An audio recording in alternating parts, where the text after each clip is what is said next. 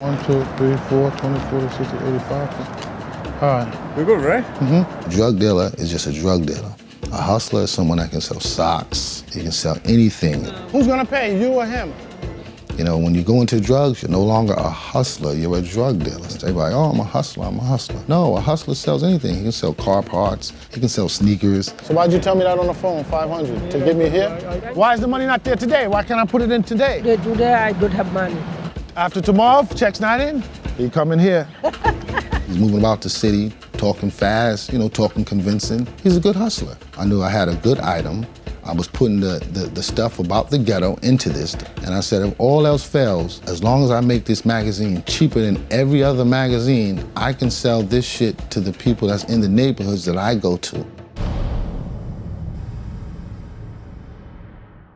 F.E.D.S has served as the unofficial newsletter of urban crime culture for 18 years. The magazine doesn't offer subscriptions and has no website or social media presence. It's gained traction covering outlaws ignored by or inaccessible to mainstream media, which explains its full name, Finally Every Dimension of the Streets. Every young kid across America that doesn't go into sports, if you ask them in the ghettos, who were you intrigued about? Who excited you? They're gonna say the neighborhood drug dealer, the neighborhood pimp.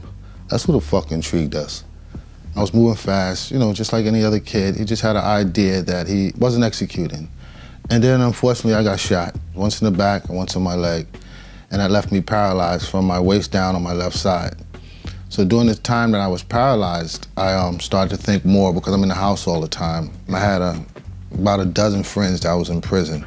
And while they were in prison, they would ask me, send me a nudie magazine, send me a whole array of magazines. I thought to myself, hold on, there's a market for this. If I put all the different elements that they want into a magazine and all my surroundings that surround me, I think I have a business. Antoine doesn't just run the magazine's business operations. He writes many of the stories. Shit! Tonight, he's covering the Go Hard Boyz, a Harlem-based motorcycle club known for their illegal escapades on dirt bikes.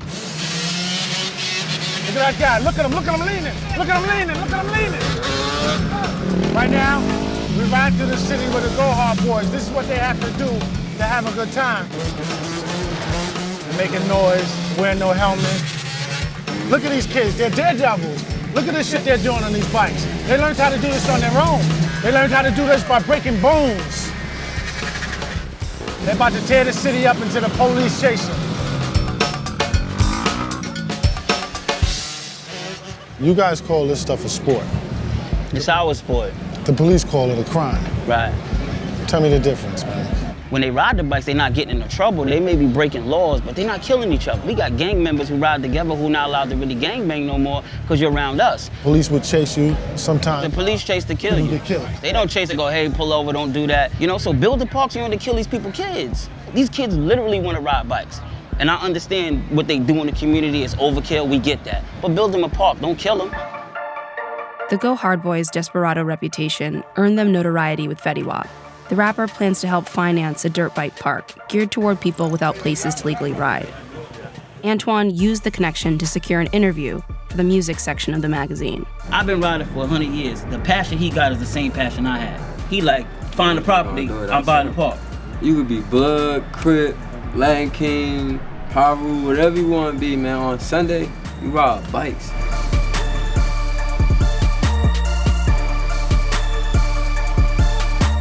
I brought like 50 dirt bikes, man, brand new out the shop. 7,000, 7,500, 8,000. I give all my shit away because I love the people that love to ride with me. Just take this bike, don't even tell them where it came from. Niggas just got brand new bikes, don't even know where it came from. You never know what might come out the lucky bag. Hold on. You never know what might come out the bag, man. Not one single record company allowed us to interview their artists. We had to be the F.E.D.S and catch everyone's artist on our own. They all said the stuff I had was too hard for their artists. That's hood shit. We either bum rushed them in the studio or somehow we got in their office. Man, this what it was on my block from 12th and 22nd, man. Patterson, Harlem, that's what we call it, man. You feel me, bro? I started when I came out, issue 1 with 3,000 copies. I did not invest any more money in it. It was a total flip. Like hustlers say with drug games, how you flip it and flip it and flip it. issue 5, which was an all-women's issue, I had 75,000 copies printed, and we were independently owned. F.E.D.S' authentic coverage of the criminal fringe made it a staple in U.S. prisons. There, owning the latest issue is considered a status symbol among inmates. Once you get something like this in prison that's hard, of course they're gonna love it. And then ban it. You ban something in prison with a bunch of people that have mischief and outlaw ways. That didn't hurt F.E.D.S, that helped F.E.D.S. It's banned. I want this. I want to show that I have this. I just came home. All we used to do was just read the F.E.D magazine. It was the magazine of prison. Everybody got a copy of that. Glad you're out of there, man. Absolutely, Stay out of man. there. That's a definite, man. Definitely, man. It's nice. Hopefully you'll read F.E.D.S out here now, not inside there. The magazine's scarcity hasn't kept die-hard fans away, but as print media sales decline across the market, Antoine finds himself struggling to maintain his audience. See how you make me look? You only took 500, man. I told him you was the big guy, 1,200, 1,000, man. The sold because your last issue didn't sell. I didn't change to F.E.D.S online, or it wasn't really a social media thing because I really couldn't find a profit. Yeah, well, I put the white guy on the cover, man. They're a little prejudiced. I don't know. I'm not prejudiced. They're a little prejudiced. I don't know. So that was one of the worst sales we ever had last issue, right? So, because of my age and because I wasn't internet savvy, I really didn't see an interest in it for me. But now I do. All right, we Snapchatting, right? That goes out instantly? What's going on? This F.E.D.S magazine right here. We here with Go Hard Boyz. It's going down.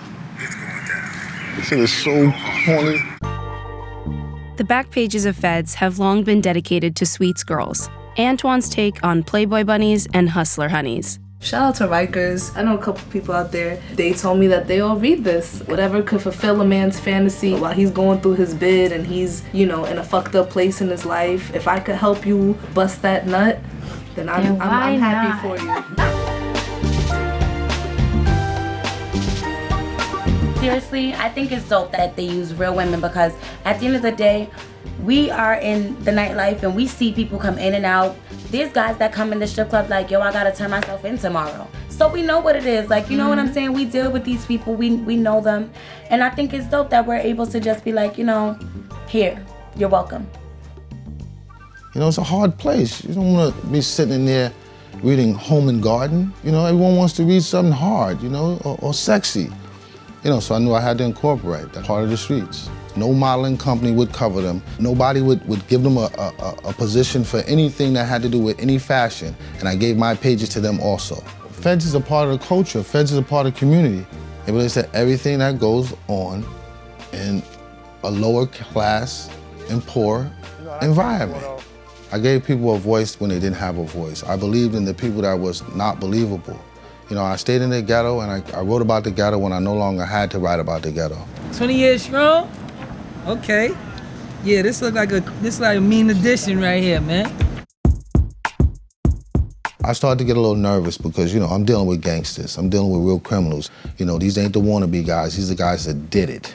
Started getting threats from certain inmates, listen, I'm about to get you fucking killed, man. You better take that picture out of there. But I shook that shit off. Why would I change it now? It's too late. I'm chasing money and I got a real dream. F.E.D magazine, that's how we do. Crime may be F.E.D.'s main focus, but Antoine believes the magazine can actually help keep its audience out of the criminal justice system by encouraging something that has been shown to lower incarceration rates, reading and literacy.